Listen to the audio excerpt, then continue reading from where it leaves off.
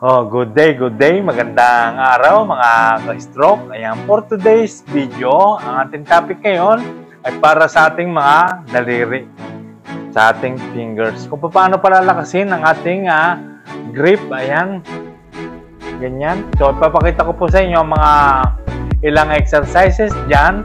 At yan po ay base rin sa aking experience na talaga ng mga pinalakas din ng aking daliri. So, bago po natin umpisahan yan, lalo na kung bago ka pa lamang po sa aking channel, please subscribe at yun na rin i-hit ang notification bell para updated tayo sa mga video kagaya nito na lumalaban sa stroke. So, let's go! Intro muna!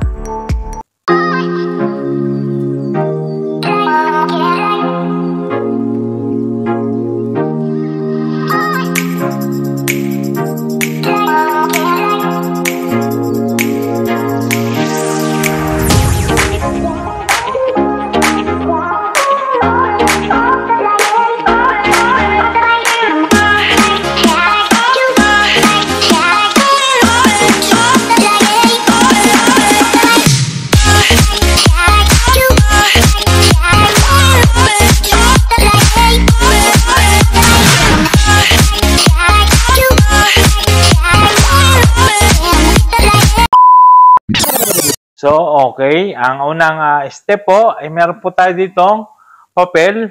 So, ang gagawin po natin dyan ay babayutin po natin yan. Ayan. So, atin pong babayutin ang ating affected na kamay. At tapos ay atin din pong ibabalik sa dati na gamit ay ang affected hand. Ayan. Ngayon, ito nga pala isang style pagka nakaganyan lagi ang inyong kamay. Ayan, nakaganyan. So, meron po tayong lamesa. Sa tabi ng lamesa, ikakawit lang po natin ganyan. Ayan. Tapos hilahin po natin. Ayan. Para siya ay maidiretso. Ayan. Maganda rin po yung exercise. Ayan. Ginaganyan po siya ng ginaganyan. Ayan. Para siya ay dumiretso. So, balik tayo dito sa papel. Ang gagawin natin dito sa papel ay yung ating affected na hand ay papatong natin sa papel. Tapos ay babayutin natin siya, ganyan. Ayan. Ayan. Ganyan po. Hindi po iniaangat ang kamay. Ayan, ganyan. Tapos po, babalik po ulit natin siya ng kamay din. Ayan, ganyan. So, ulit po natin gagawin yan. Ayan. Ayan, lidipumin natin yung papel, ganyan. Ayan. Tapos, ibabalik din natin siya. Ayan. Magandang exercise po yan. Ayan. Para sa mga daliri. Ayan. Para mapalakas natin ang grip. Ayan. Again. Ayan. Isa-isang daliri. Ganyan. Ayan. Ayan. Pagka nasa loob na siya lahat ng kamay. Ayan. Ibalik ulit natin. Ayan. Po. So, ang next po ay gagamit naman tayo ng pwede rin po yung pang-ponytail ng mga babae sa buhok. Yan, ginagamit nila sa buhok. Yan. Kung wala pong ganito, kahit po yung rubber band. Yan. So, ganito po ang gagawin natin. Yan. Isusuot po natin dito. Ayan, ganito po. Tapos, ibubukan natin ganyan ng daliri. Yung affected na kamay, syempre, ganyan. No? Pwede po natin gawin yan ng 10 repetition. O kung nangangawit naman, hindi pa kaya, 5, kahit 5, pababa. Parang ganyan, no? 1. Yan. 2. 3. 4. And 5. Ayan. Ngayon, kung gumagana ang inyong daliri, ay pwede po na tayong magdagdag ng yung mas malaki dito. O kaya, doblehin natin ng 2 hanggang 3 at ganon din ang gagawin. Bukasara din. Ayan. So, yun po, magandang exercise sa daliri. At yun po ang isang step din para mapalakas natin ang grip ng ating daliri. Next po, ayan, siguro naman lahat po tayo ay meron ng ganitong bola na squeeze ball na ito po ay nahihingi lamang sa opisina ng LGU. Alam ko libre ito sa mga PWD eh. Lalo na sa mga stroke patient. Binibigyan lang nila ito eh. Ayan. Pero meron din ito nabibili sa mga kagaya ng online selling, kagaya ng Lazada at saka ng Shopee. Ayan. Ito, mahalaga rin na may ganito para na-exercise ang daliri din. Ayan. Ito po ay dapat nasa gitna. Ayan, sa bandang itaas. Ayan, ganyan. Ayan. Tapos sabay-sabay po rin ang squeeze. Ayan. Ayan. May bilang din po. Ayan. Para hindi yung basta na lamang pinipisil-pisil ng ganyan. Kailangan meron din siyang step na sinusunod. Ayan. Pwede po natin gawin ng 10 repetition. Okay, 5. Ganyan po. 1, 2, 3, 4, 5, and so on and so on. Kung makakaya malakas pa, mas maganda, mas marami. Yun talaga mas maganda kasi, nangangawit siya. Meron po tayong stick na ganito. Ayan, pwede rin. Kung wala po kayong ganito, ay pwede po yung cane. Yung ginagamit ninyong cane. Ayan. So, ganito po. Ayan. Dito po sa pinakapuno po ng daliri. Ayan. Ito po ang ipapractice natin ng pag-grip. Dapat napapractice din ang pag-grip. Parang ganito po. Ayan. Kung mapapractice nyo po ng sabay-sabay, tingnan ko, ayan. Parang ganyan. Ayan. Ayan. So, bilangan natin hanggang 5. 1, 2, 3, 4, 5, ayan, ganyan po. Sa iba kasi, ang ating pong daliri nga pala ay hindi pare-pareho ng kondisyon. Hindi po sila sabay-sabay nagre-recover. Meron pong naiiwanan at meron po sa limang daliri natin ay meron mabilis na nakakabalik. Pero hindi po sila sabay-sabay. Kagaya ng akin, ang akin ay hintuturo. Ayan, medyo mabagal pa ang hintuturo ko. Tsaka yung hinlalaki, naiwanan siya. Ayan. Laging ganon eh. Lagi hintuturo, hinlalaki. Ayan.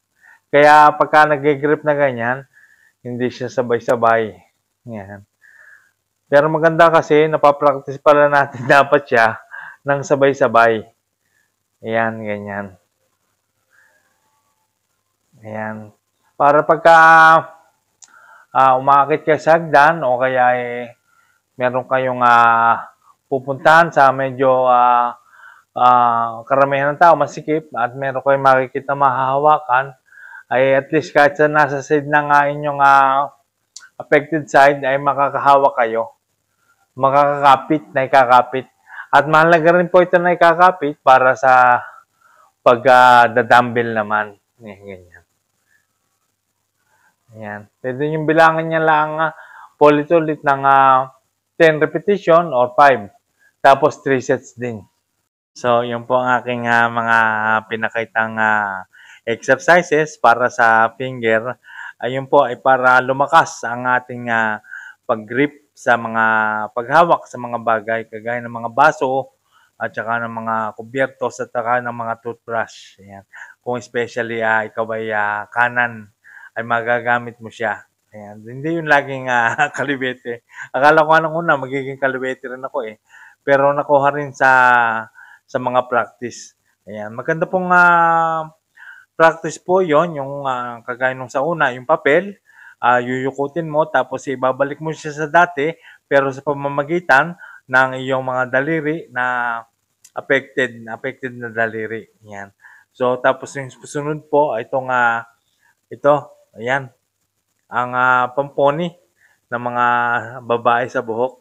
Ayan. Ngayon kung lumalakas na yung daliri, maganda po ito. Pwede na po itong doblehin o gawin 3 para gumanit siya. Ayan. Nagpapalakas talaga ng daliri. Tapos sunod yung Gamit tayo nito, ayan, para ma-practice ang grip. Ayan, yun po yung pagka ginawa natin po, lagi natin ginagawa yan, ay mapapractice natin ang pagdakot. Ayan, mahalaga po yung kasi ang daliri ay napakahalaga sa ating normal na pamumuhay. Gamit na gamit din yan ang buong kamay. Ayan. So, yun po ang aking mga exercise na naipakita sa inyo. So, yun. Tayong mga na-stroke, ang kalaban talaga natin ay yung ikaw ay naiinip. No? So, exercise tayo ng exercise, nasasaktan ka lamang. Tapos isa pa, parang napakabagal ng progress. Tapos parang tingin mo, walang development. Kaya nakakawala rin ng pag-asa. Pero kasi ganun din yun pag kami pupuntahan ka, di ba? Kung titingnan mo yung pupuntahan mo, pag nakita mo napakalayo, no? Pero pag nilingon mo naman ang iyong pinanggalingan, ay makikita mo rin mo pala, ikaw pala nasa bandang gitna na malayo na rin ang iyong nararating. So, ibig sabihin, ay umiisod ang iyong paglakad. Ibig sabihin, ganun din yung pag-exercise. Hindi mo lang kasi agad nararamdaman, pero ikaw rin naman ang makakatuklas niya na unti-unti siyang lumalakas. So, kailangan talaga ay matibay talaga ang iyong paghihintay at saka tiyaga at saka yung sipag din. At kailangan din talaga na meron tayong motivation. Yung naniniwala tayo sa sarili na talagang kaya natin na marating yun. Kasi may goal nga tayo kailangan natin magamit yung kamay. Oo, kasi gawin natin ng gawin yung laban lang ng laban at talaga namang may paroroonan talaga. So, ayun po ay nangyari rin sa akin, yung ganyan naiinip ako at kasi sa kaisip ko ng ganyan, yun po tinatawag na negativity, nag-iisip ka ng negativity kasi exercise ka ng exercise, parang wala nangyayari, napakabagal ganun talaga. Ganun talaga mga na-stroke, mabagal ang development ng pagbabalik.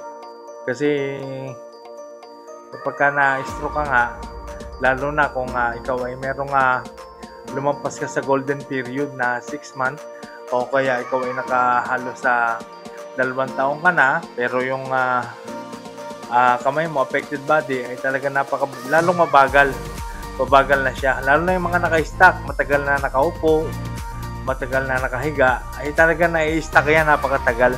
So, inihalimbawa ko na nga lamang sa inyo ay ang aking sarili. Talagang yang lahat ng pinakikita ko sa inyo ay base sa aking experience. Pero ako ngayon ay parang masasabi kong ako'y nakabalik, pero hindi siya 100% talaga.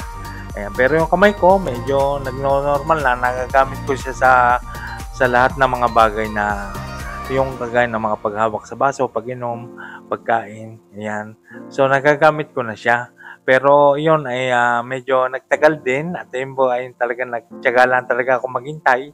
At isa pa, nakabalik din nga ako sa hanap buhay. Nakakapaghanap buhay ako, nakakapag-drive ako.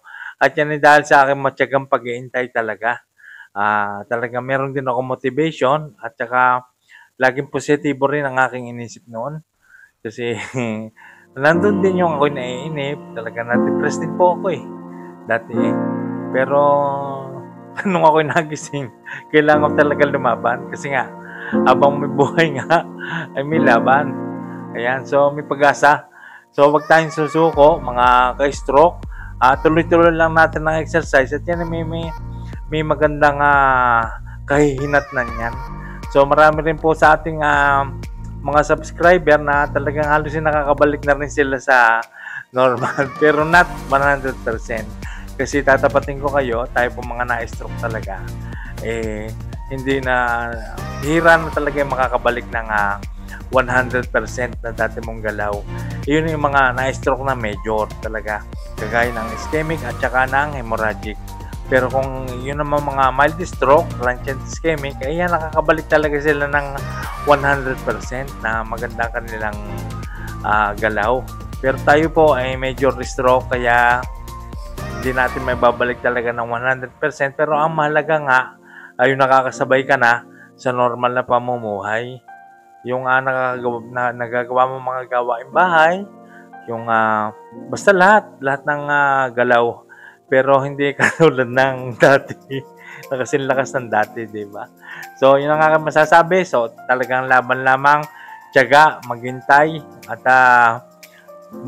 tumawag tayo sa Diyos. Ayan, tayo naman tinutulungan ng Diyos, kaya tulungan mo rin ang sarili. At ang may papayo ko lamang po din sa inyo, ay wag po tayong upo ng matagal na yung inaabot tayo ng mga halos 8 oras sa upuan, ay talagang lalong nakakapanghina at saka lalong bumibigat yung ating affected na side. Yung halimbawa, lumakas ka na, nakukuha na sa exercise, umuupo ka ng matagal na hindi ka nakakapag-exercise.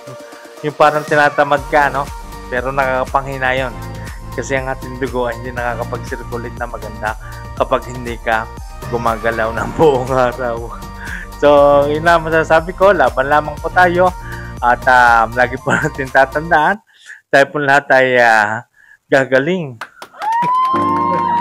lalakas, at titigas ang katawan. Yes, salamat po and God bless.